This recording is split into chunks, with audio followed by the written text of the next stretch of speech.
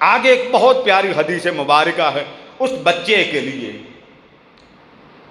جس کے بارے میں فرمایا آقا نے، فرمایا ما من ولد بار ینظر الی والدی بنظرۃ رحمت، اگر کوئی اولاد صالح ہو، نیک ہو، اللہ رسول کا حیا رکھنے والی ہو، اور اپنے والدین کو صبح اٹھیں محبت سے اور پیار سے ان کے چہرے کو دیکھ لیں، محبت سے پیار سے اپنی ماں کا چہرہ تک لیا، اپنے والد کا چہرہ تک لیا، فرمایا اللہ تبارک و تعالیٰ کیا کرتا ہے، الا کتب اللہ بکل نظرۃ حجۃ مبرورہ، فرمایا وہ لوگ جن کی نیک اولاد ہے، جب صبح اٹھ کر وہ بچہ، وہ صالح بیٹا، وہ صالح اولاد جب اپنی ماں کا چہرہ دیکھتے ہیں یا باپ کا چہرہ دیکھتے ہیں تو اللہ تبارک و تعالیٰ اسے ایک حج مقبول کا ثواب عطا کرتا۔ لوگ ترستے ہیں حاجی صاحب کہلوانے، ماشاءاللہ ہمارے حاجی سلیم طاہر صاحب بھی حاجی ہو گئے ہیں، لیکن کہلوانے کے لیے نہیں، حضور نے بلا لیا، انہوں نے اپنے نام کے ساتھ نہیں لکھا۔ ہمارے حاجی صاحب کسی کو ایک بار دھکا لگ جائے نا حج کا، اگلی بار وہ نام ہی بنا دیتے، بس جی آگے تو نمازی تھا اب حاجی ہو گیا۔ اب فرمایا اس کو ایک بار تک لینے سے کون سی حج کا ثواب، حج مبرور کہتے ہیں حج مقبول کو، یعنی وہ حج جس کو اللہ پاک قبول کر لیتا ہے، رد کرتا ہی کوئی نہیں۔ تو اللہ پاک نے ماں باپ کو سراپے رحمت بنا دیا اور کہیں حج مقبول جیسی رحمت عطا فرما دی۔ آگے چلیے، حضرت محمد بن نعمان فرماتے ہیں کہ آقا نے فرمایا اگر کسی کے ماں باپ وفات پا جائیں، یہ تو تھا نا زندہ، اگر کسی کے والدین وفات پا جائیں، اب وہ کیا دیکھے، وہ تو بیچارہ غمناک ہوگا، پریشان ہوگا، اس کے دل پہ آگ لگے گی کہ کاش میں بھی آج ماں کو دیکھتا۔ حدیث مبارکہ آج سنی، قربان جائیں آقا علیہ السلام نے اس کے لیے بھی رحمت کا دروازہ کھول دیا۔ جس کے والدین زندہ نہ ہوں اور ممکن ہو کہ یہ کام کر لے، وہ کیا، فرمایا من زارا قبر ابوی، اگر کوئی شخص اس کے والد وفات پا جائیں، والدہ وفات پا جائے، اور وہ شخص اپنے ماں باپ کی قبر پہ چلا جائے زیارت کرنے کے لیے، جسے ساری عمر دیکھتا تھا، ہر نظر پر، ایک نگاہ پر حج مبرور کا ثواب لیتا تھا، آج وہ محبت دینے والے ماں باپ دنیا سے چلے گئے، اب وہ محبت کی، رحمت کی، چاہت کی، شفقت کی دعائیں لینا چاہتا، مگر ماں باپ نہیں، روتا ہے، چیختا ہے، چلاتا، کاش میرے ماں باپ ہوں، کاش میرے والدین ہوتے، کوئی مجھ سے محبت کی باتیں کرتے، مجھ سے اپنا کوئی معاملہ شیئر کرتے، ماں باپ نہیں، وہ کیا کرے، فرمایا آسان راستہ بتاتا ہوں، وہ صرف اپنی ماں باپ کی قبر پہ چلے جائیں، اپنے والدین کی قبر پہ چلے جائیں، فرمایا جتنا مرضی گناہگار وہ بیٹا ہوگا، وہ اولاد ہوگی، ماں باپ کی قبر دیکھ لینے کا صدقہ ہوگا، غفر لہ ما تقدم، اللہ پاک قبر تک لینے کے صدقے اس کے سب گناہوں کو معاف کر دے گا۔ اب ذرا سوچنے کی بات یہ، لوگ بڑا اعتراض کرتے ہیں جی قبرستان نہیں جانا چاہیے، طبرانی کی حدیث ہے، امام بہقی نے بھی اس کو بیان کیا، امام جلال الدین سیوطی نے الدر المنثور میں بیان کی۔ سوچنے کی بات یہ کہ اگر قبر میں فیض ہی نہیں ہے، مان لیں فیض ہی نہیں، بھلے ماں باپ معاذ اللہ الیاذ باللہ، جملہ میں غلط نہ بولوں، ماں باپ آپ کے مطابق نیک نہ تھے، مسلمان تو تھے نا، تو حدیث کیا کہہ رہی ہے کہ قبر پر جانے والی اولاد کو اللہ پاک ماں کا اور باپ کی محبت کا فیض دیتا ہے۔ معاذ اللہ، یا اس کا انکار کرنا پڑے گا کہ یہ غلط ہے اور قبرستان جانا نہیں چاہیے، یا پھر اس بات کا حوالہ لینا چاہیے کہ وہ حوالہ کون سا ہے جس میں لکھا کہ قبرستان نہیں جانا چاہیے۔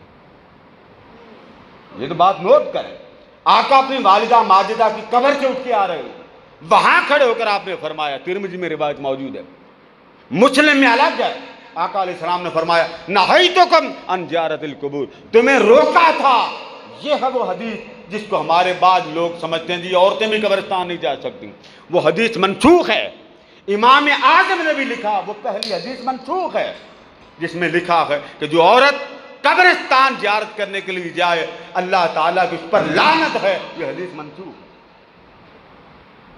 اب کس پر عمل ہوگا؟ اب اس حدیث پر عمل ہوگا۔ آقا نے فرمایا کہ نہیتکم عن زیارت القبور، میں نے روکا تھا نا، تو روکنے والا میں ہوں۔ وَأُمِرْتُ هَذَا زُورُوا قُبُورًا، اب حکم دیتا ہوں، پہلا حکم منسوخ کرتا ہوں، اب مومنوں اہل ایمان کے قبروں پر جایا کرو۔ مسلم شریف میں بھی ہے فزوروا قبورا، فزوروا قبورا، قبروں کی زیارت کیا کرو۔ کیا ہوگا؟ فرمایا کسی مومن کی قبر دیکھ لو، اللہ پاک تمہاری نیکیاں زیادہ کر دے گا۔ تو فیض ہے کہ نہیں؟ بولیے ذرا۔ وہ ڈھیر جس کو آپ قبر کہتے ہیں اس میں بھی فیض الہی مل رہا ہے کہ نہیں مل رہا؟ ماں کا چہرہ دیکھو تو حج مبرور کا ثواب، ماں باپ کا چہرہ دیکھو، کعبہ دیکھو، قرآن کو دیکھ لو تو عبادت کا ثواب ہے، بھلے وضو بھی نہ کرو۔ اگر یہ چیزیں انسان کو وہاں تک لے جاتی تو ایمانداری سے بتائیے اس حدیث کا جواب دیں۔ فرمایا من زارا قبری، فرمایا کہ جو عبادت کرنا چاہتا ہے اس کے لیے عبادت کے ہستیاں موجود، بس چہرہ تک لو عبادت، قربان جائیں۔ اگر ماں کا چہرہ عبادت کا درجہ دے سکتا ہے، والد کا، مومن بھائی کا کعبے کو دیکھ لینے سے عبادت کا درجہ مل سکتا ہے، تو ایمانداری سے ذرا دل پر ہاتھ رکھ کے بتائیے چہرہ مصطفیٰ دیکھ لینے کا عالم کیا ہوتا ہوگا؟ اور وہ بھی ظاہری نہیں، ظاہری کی تو بات ہی نہیں سوچ سکتے، وہ بھی خواب میں، کہ جب رات کا وقت ہوا تو آخری طبیب نے آپ کو کہہ دیا حضرت بوصیری اب آپ کا فالج ٹھیک نہیں ہو سکتا۔ رو پڑے، کنڈی لگا لی اور روتے روتے کمرے میں گئے اور حضور علیہ السلام کی نعت لکھ دی۔ اس میں ایک شعر یہ تھا یا اکرم الخلق مالی من الوذ بہ سواک عند حلول الحادث العممی، سونیا اس زمانے کے حادثوں میں تیرے سوا میرا ہے کون؟ روتے رہے، پڑھتے رہے، روتے رہے، 9 سال ہو گئے، جسم فالج زدہ تھا، ٹانگوں سے معذور تھے، چل نہ سکتے تھے۔ بند کمرے میں نعت لکھی، بند کمرے میں رو رہ کر اپنا غم سنایا۔ جنہیں سنایا وہ رات کو جلوہ گر ہو گئے۔ جب جلوہ گر ہو گئے تو فرمایا بوصیری نعت تو سنا۔ آقا میری ٹانگیں فالج زدہ، فرمایا آگے آ جاؤ۔ آگے ہوئے، حضور نے بس دستے کرم پھیرا، ٹانگیں ٹھیک ہو گئی۔ خواب میں فیض کیسے ملتا؟ صبح اٹھے، انہی ٹانگوں پر اٹھ کر گئے جن ٹانگوں پر 9 سال کا فالج پڑا ہوا تھا۔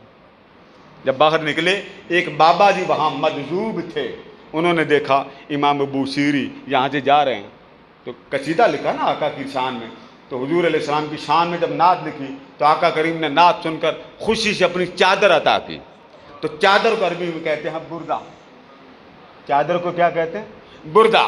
تو وہ چادر والا قصیدہ نعت، وہ چادر صبح اٹھے تو وہ چادر موجود تھی، وہ چادر موجود تھی۔ باہر نکلے تو ایک مجذوب نے بلایا اور پوچھا حضرت وہ جو نعت آپ نے رات کو لکھی ہے وہ مجھے بھی سنا دیں۔ انہوں نے کہا میں نے تو کسی کو سنائی کو نہیں، کون سی نعت ہے؟ بڑے قصیدے لکھتے تھے بادشاہوں کے بارے میں۔ تو انہوں نے کہا جی مجھے بھی سنا دیں۔ فرمایا میں نے تو بڑے لکھے، کون سا پوچھنا چاہتے ہیں؟ انہوں نے یہ شعر پڑھے امن تذکر جیران بجی سالامی، وہ بیجی سالامی والا قصہ سنا دیں۔ اس نے پوچھا کہ میں نے تو ابھی تک کسی کو ذکر ہی نہیں کیا، آپ کو کیسے پتا چلا کہ یہ میں نے لکھا؟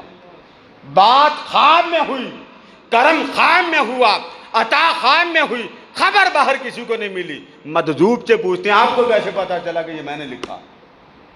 مجذوب نے کہا کہ حضرت جب رات کو آپ پڑھ رہے تھے نا تو حضور جھوم جھوم کے سن رہے تھے، سننے والوں میں ایک میں بھی دور بیٹھا سن رہا تھا، وہ مصطفیٰ کا جھومنا میں بھی سن رہا تھا۔ تو جب حضور جھومے تو میں نہ جھوموں؟ تب انہوں نے یہ سنایا۔ یہ جو آپ قوالی سنتے ہیں بلغ العلا بکمالہ، آگے پڑھیے، کشف الدجیٰ بجمالہ، آگے پڑھیے۔ اتنے لکھ کے چپ ہو گئے، سوچ میں پڑ گئے آگے کیا لکھوں۔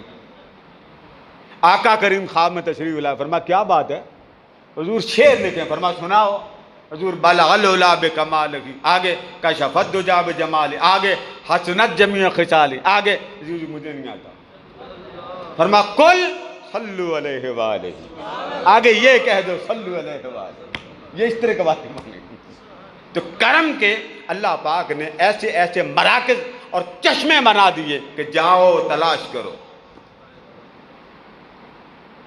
تو فرمایا کہ اگر کوئی اپنے والدین کو دیکھ لے اور قبر پر چلا جائے، فی کل جمعۃ، جمعے کے دن جائے، غفر لہ، جو لکھے ہیں معاف۔ اگلی سنیں، وکتب برا، اگر وہ گناہگار ہے، خطا کار ہے، بیٹا اس کے پلے نیک اعمال نہیں ہیں، فرمایا گھبرانے کی ضرورت نہیں، ماں کی قبر پہ چلے جاؤ، باپ کی قبر پہ چلے جاؤ۔ آقا کیا ہوگا؟